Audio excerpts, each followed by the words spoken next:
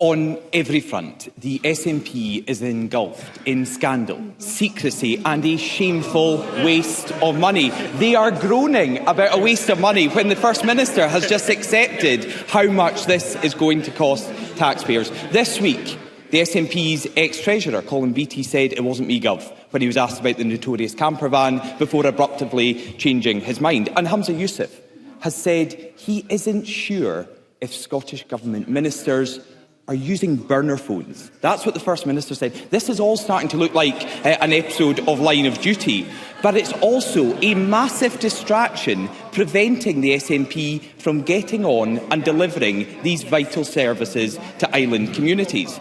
And the problem for the First Minister is he has been personally involved in this ferry scandal from the very beginning. He was there at the SNP conference in 2015, beaming beside the disgraced Derek Mackay when the contract was announced. In 2016, he was behind Nicola Sturgeon, hoping one day he would be the First Minister to launch a ship with painted-on windows. And he was the Transport Minister inspecting the yards for years.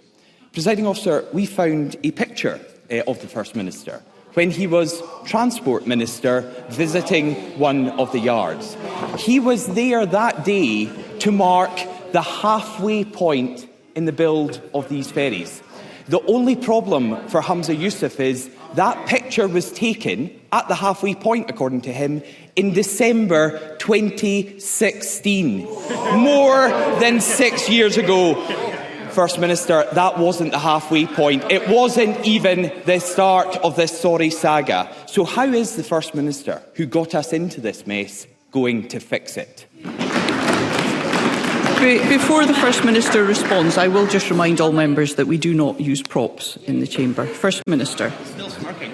Yeah, I mean, it's just a sign of Douglas Ross's real desperation, pathetic schoolboy tactics, inability to raise... Thank you, members.